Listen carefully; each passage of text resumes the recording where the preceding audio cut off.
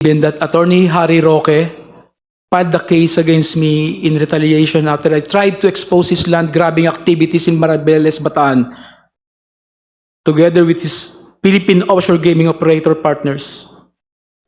As I previously mentioned, I was merely trying to assist the farmers of the said area who were supposed to be awarded of their certificate of land ownership award by the Department of Agrarian Reform, but fell victim to Attorney Harry Roque's activities. Attorney Roque and his POGO partners wanted to convert the said place into a POGO hub after he facilitated the transfer of at least 60 land titles to First Bataan Maribeles Holding Corporations.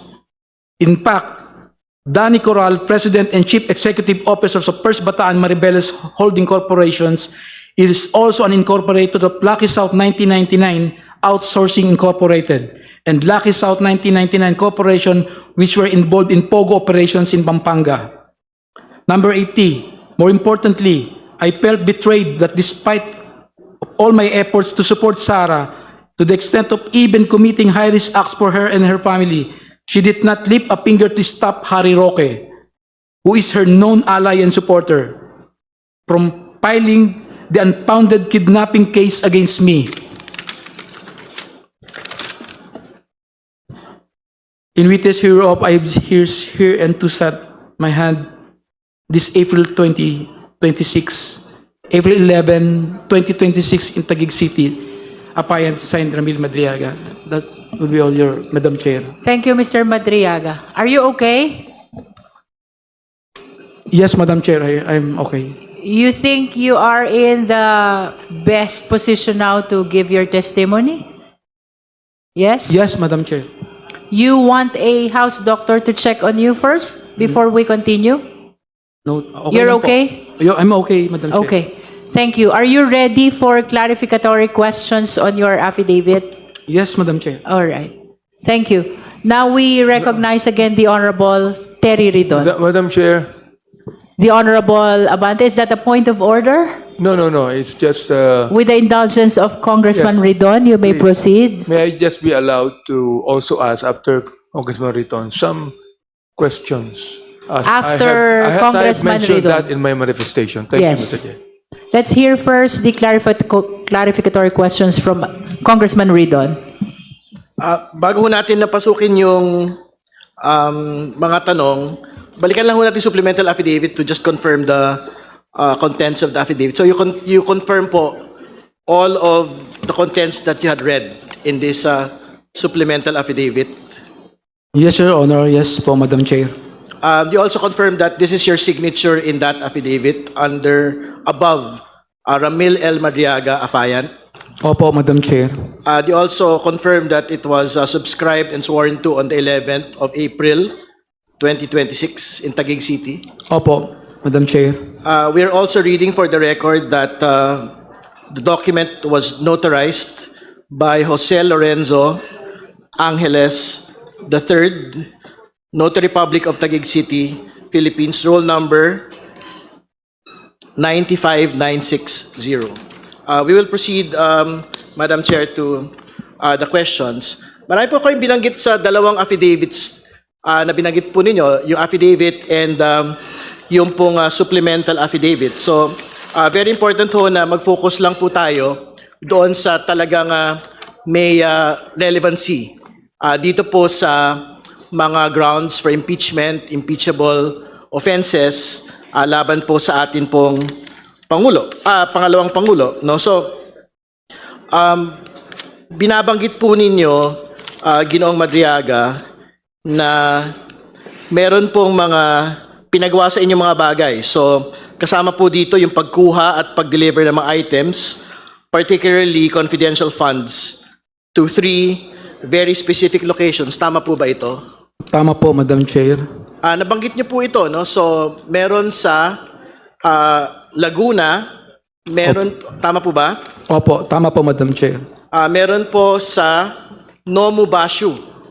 Opo, Madam Chair. At saan po yung panghuling lugar? Sa Agham po, Office of the Ombudsman. Office of the Ombudsman. Siguro, we have to state for the record clearly, sino po yung nag-utos sa inyo na kunin ang pera na ito at i-deliver po ang mga pera na ito sa tatlong mga lokasyon po na ito. Vice President Sara Duterte. Maraming salamat po sa inyo pong sagot. Very important po na maglinaw ho tayo doon sa mga binabanggit po ng ating pong Pangalawang Pangulo patungkol sa inyo. Kasi very specific yung pong kanyang binabanggit sa kanya pong complaint affidavit laban sa inyo in the perjury case na hindi niya po kayo kilala, wala po daw kayong relasyong personal at wala po kayong relasyong professional. Ano po yung totoo sa bagay po na ito? Do you deny this particular general statement of the Vice President? Hindi po totoo yun, Madam Chair. Ano po yung pinakabatayan po ninyo para masabi na hindi po totoo ang sinasabi ng Pangalawang Pangulo? Una, na hindi niya kayo kilala. Pangalawa, na wala po kayong professional or personal relationship. Una po, Madam Chair, marami pong makakapagpapatunay na mga opisyal sa gobyerno tsaka mga kasama namin sa isip na mayroon kaming mga naging pagpupulong. Bukod pa po dito, mga meeting po lalo na nung eleksyon, na halos kasama ko siya 24 hours, minsan overnight pa, sa isang resort. Kasama ko po din ang mga PSG. Kaya kilala po niya ako at kilala ko rin po siya. Honorable Ridon, if I may interrupt. Yes, Madam Chair. Kanina po, Mr. Madriaga, you made mention of a lot of pictures attached to your supplemental affidavit. Meron ho ba itong kaugnayan dun sa pinupunto nyo na kayo'y personal na kilala ng Vice Presidente? Opo, Madam Chair. Perhaps, Honorable Ridon, we can flash these pictures Yes. attached to the affidavit of Mr. Madriaga. Yes, Madam Chair. Can we direct the Secretariat please to project the supposed annexes? The committee secretariat is directed to flash the pictures attached to the affidavit of Mr. Ramil Madriaga. So that we can provide context to Mr. Mariaga's statement disputing the position of the Vice President that she does not know Ramil Madriaga and that she does not have a professional or personal relationship with Mr. Madriaga. What is being flashed, Madam Chair, is Annex B of the supplemental affidavit. Ano po ito, Ginoong Madriaga? Ito po ay parang video conference, no? Baka magandang magbigay po kayo ng paglilinaw dito sa litrato po na ito. Yung buong election campaign po, madalas po kami nag-video conference, nag-update kami. At sa ganitong pagkakataon po, may ilang abogado po rito na mga lawyers ng ISIP. Ako, si Attorney Ryan Kilala, at si BP Sara lang po ang nagsasalita. Yung mga members po ng ibang region, hindi naman po sila nagsasalita. Nakikinig lang sila, nanonood lang sila, pero kami lang po, 4 o 5 lang ang nag-uusap tungkol dun sa activity sa campaign. Well, marami pong, Mr. Madriaga, marami pong mga tao, no? Can we zoom into the names of those in the annexes? Just so we can see. We ask the resource person to approach our big screen here so he can point to the personalities in the picture and state the names of these people in the picture for the guidance of the justice members. Please approach the big screen. Kindly provide a microphone to Ramil Madriaga, Comsec.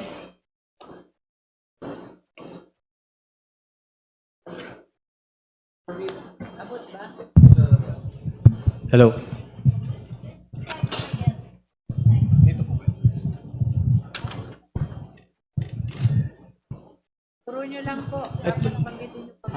Ito po nakalimutan ko na po yung pangalan pero taga rito lang po siya sa Cubao. May-ari ng isang security agency, yung commander. Pero nakalimutan ko na po yung pangalan niya. Isa po siya sa officers ng Quezon City ISIP. Pakituro niyo po. Ito po. Okay.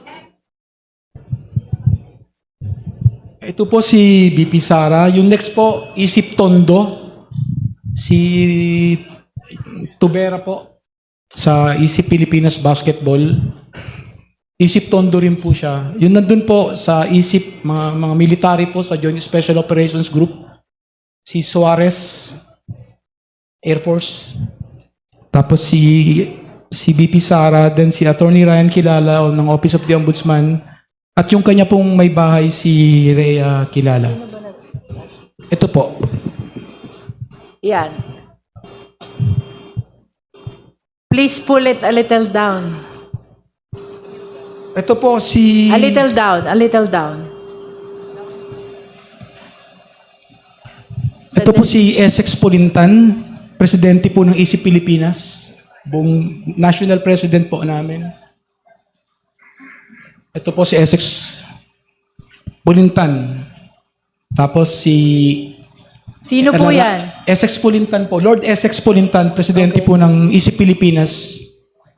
Siya po yung presidente namin. At siya po si Attorney Ryan Kilala. Si Anjo Bito ng ISIP Kainta. Ito po, hindi ko po kilala kung... Hindi ko po mamukaan kasi marami po sila. Ito po sa ISIP Ladies.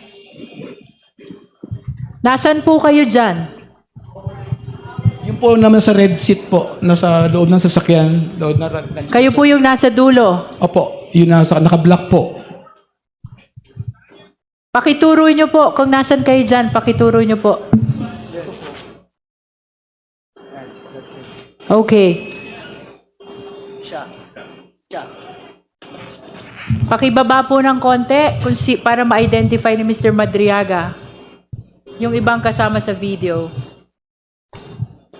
Pakibaba po ng konti. Lalong tumataas. Ano ba yan? Okay, paki-identify po yung nasa second row.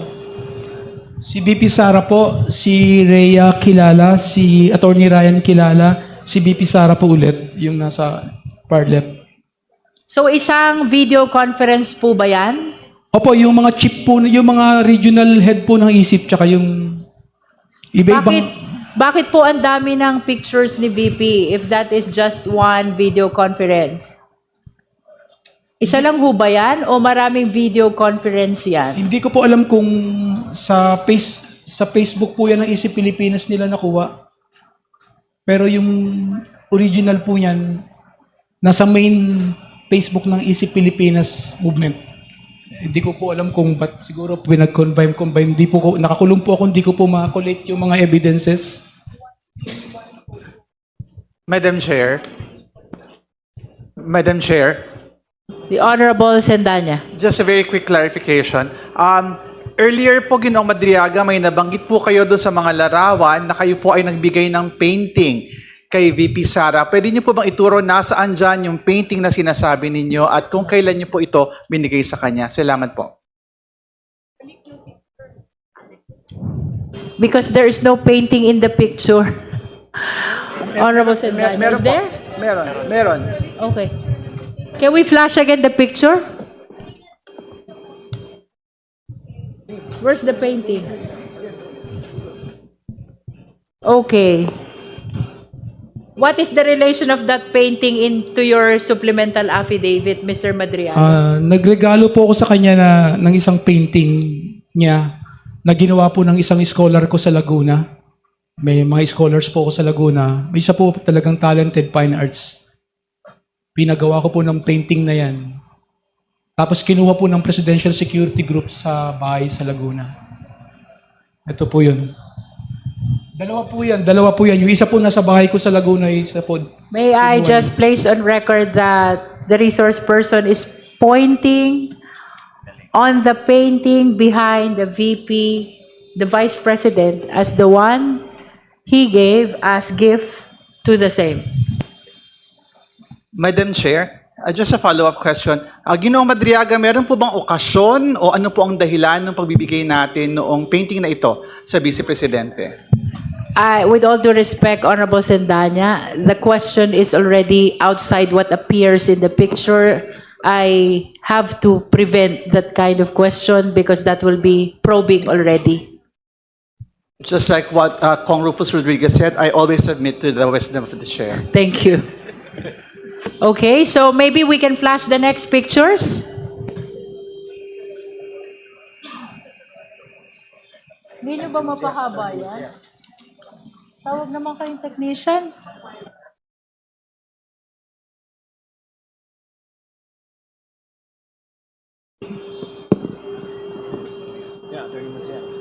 Mr. Madriaga, what is the relevance of this picture to your supplemental affidavit?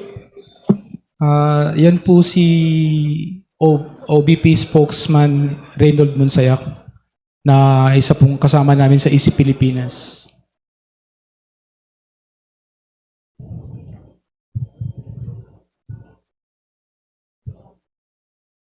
Okay, I think Mr. Mardiaga can return to his seat at this point, Madam Chair.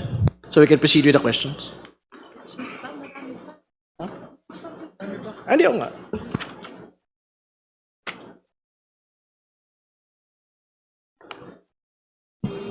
Next picture, please.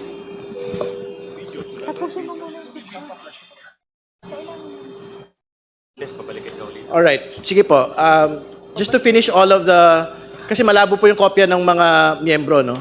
Doon po sa mga annexes. Maybe we can ask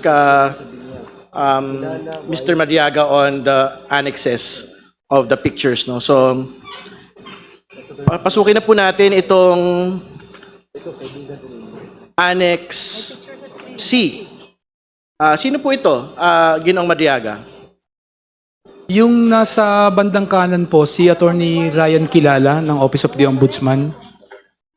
Yung katabi po niya, yung kanyang may bahay, si Rhea Fortuna Kilala. At ako po yung nasa bandang kaliwa.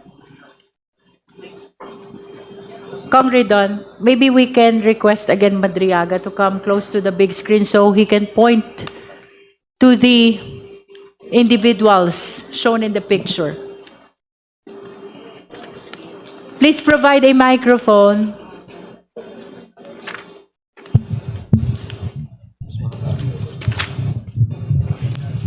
Siya po si Attorney Ryan Kilala ng Office of the Ombudsman. Okay? Tapos yung katabi po niya, naka-black shirt, si Rhea Fortuna Kilala, yung kanyang Okay. misis. Ito po yung wife ng anak ko, ito po yung anak ko at yung may bahay ko po. Ako po yung nasa dulo. All right. So, is it included in your affidavit, Opo. the incident Opo, opo. of that picture? What Opo, is that sa incident? supplemental po. Ano po ba ang incident ang tinutukoy nyo dyan? Wedding po nung anak kong panganay. And you mentioned that in your affidavit? Opo, Madam Chair. Okay. So next picture, please.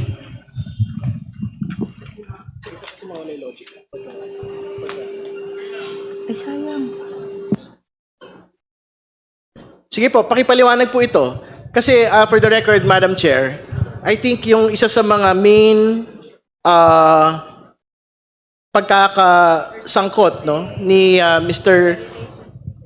Madriaga kay VP Sara ay yung pong kanyang participation sa ISIP Pilipinas, no. So, can you provide context of this annex, Mr. Kilala? Ito po ba yung sinasabing pagsama po ninyo sa mga kampanya para sa atin po nga pangalawang Pangulo? Opo, ito po yung main page ng EC Pilipinas. Yung EC Pilipinas movement po na sa Bicol. Ito po ako yung pag nangangampanya po kami, may 4 po kaming ban na Champura Duterte na umiikot po buong Pilipinas, iba-ibang region. Ako po yung may hawak ng isa. Sa pangalan ko po itong ban na to sa Madriaga po yung, ako po yung Okay po. may-ari. Alright. Punta ko sa Annex E. I think ito po ay dagdag pong mga litrato na inyo pong pag-ikot sa iba't ibang bahagi ng Pilipinas. Ay. Opo, ito po yung ban. Sa ano po to? Sa General Nakar, Quezon. Sino po yung mga kasama niyo dyan? Mga group leader po namin, mga nasa taga, ano po sila, General Nakar, tsaka taga Infanta, Isip Infanta. Okay, we can proceed to Annex D2, Madam Chair, so that he can continue identifying the pictures. Ito naman po, saan naman po itong kampanyahan po na ito? Parang ano po di ko po magkakamali, sa Norte po to, San Fernando o pa Ilocos na po kami. Sila po yung San Fernando, Isip Nasaan po kayo Pilipinas. dyan, Mr. Madiaga?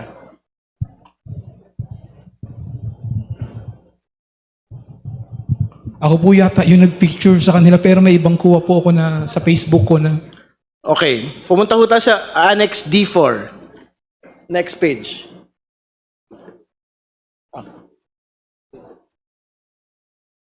Yan, saan naman po itong lugar na ito, Mr. Madiaga? Infanta po, Infanta Quezon. Sino po yung mga kasama po ninyo dito? Ito po ko sa BBM po, Mandaluyong.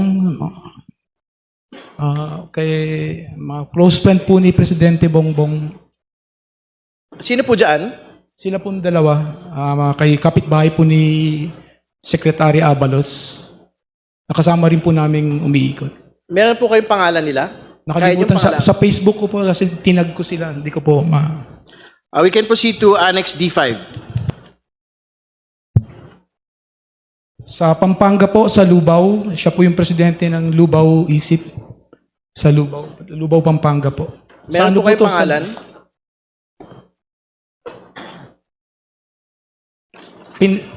Pineda po. Pineda. Ang name po niya. Alright. Puntahan ho natin yung Annex D6. For the record, the annexes under D are mostly campaign pictures po, Madam Chair. Right. We can go to Annex E. This is a picture of the Vice President. Baka pwede ipaliwanag po niyo yung context nitong annex na ito. Bakit po ito nakalagay? Dito po yung una po kami muna yung nag-uusap bago nag-join yung iba.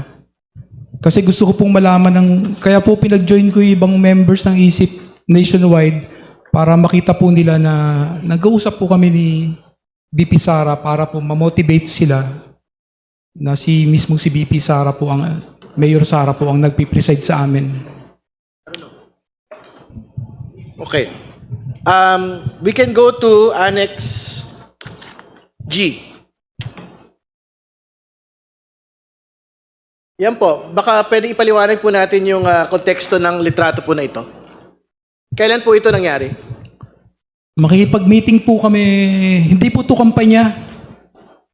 Makikipag-meeting po kami kay BP Lenny sana sa simbahan po nila BP Lenny ito, alas 10 po ng gabi.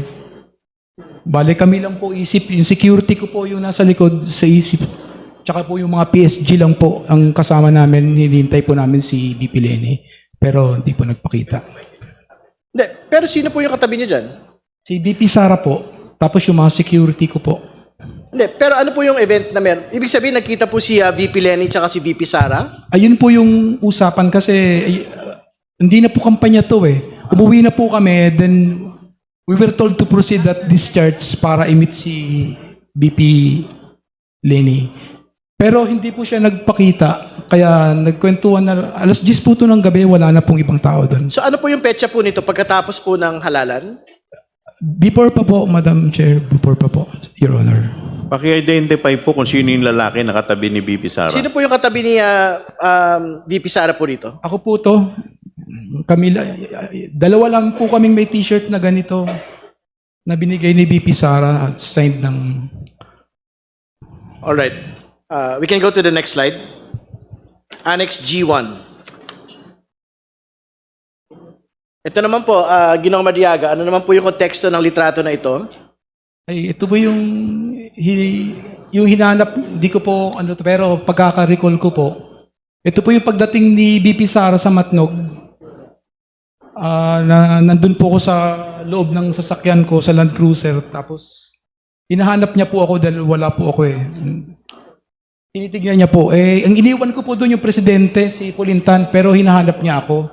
Kaya pinasinundo po ako ng PSG. Tapos tsaka po niya ako, may iaabot po pala siya sa akin. Tapos may sasabihin po kung saan next naming punta. Sino yung nakamas na naka-green? Ako po yun, Madam Chair. Ako po yun. Okay, sino Your po Honor. yung kaharap ninyo na nakaputi? Si Mayor Sara po noon yung kampanya. Okay. Di po ako nagpapakita sa kanya in public kasi usapan po namin ni Presidente as much as possible, secrecy. Yung kampanya lang po, hindi maiwasan talaga. Tsaka hinahanap niya po ako eh. Wala po akong plano magpakita. Alright. Next slide. Annex G2. So yan din po yung kanina. Ibang litrato lang. Ibang kuha. Opo. Okay. Opo. Annex G3. Ito po. Ito po si BP Sara, kalimutan ko na po, PSG po ni Presidente Duterte. President po na isip Pilipinas. Si Richard Babagay po yung kasama ko ngayon sa kaso. Tsaka ako po. Yan din po ba yung same event doon sa nauna pong litrato kanina? Yes sir, ayan po. Yung video po. Alright. Annex H. That's a photo. Excuse me, is that a video? Video po sir. Asan na yung video? Wala naman video eh. May video po Do we have a copy of the video? May video po ba yun? Ato.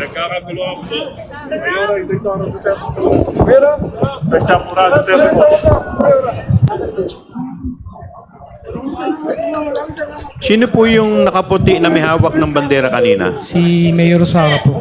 Kanino niya binigay yung bandera? Sa akin po. Sa inyo po? Opo. Pwede paki-replay po.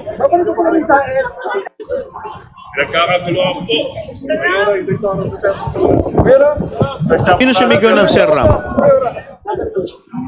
Sino po yung sumigaw ng Sir Ram? Hindi ko po alam kung mga isip Pilipinas Bicol. Ay si BP Sara po yung Pwede po paki-rewind po ulit. yung Paki-rewind po. sasalita. Ito, ayan o. Ayan, Sir Ram, sino yun? Si BP Sara po.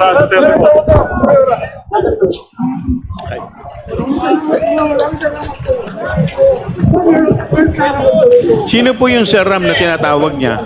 Ako po, Your Honor. Ako po, Madam Chair. Ayo po.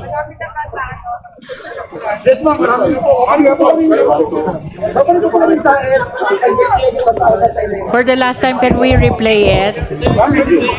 Can we replay it? Nagkakaguluhan po.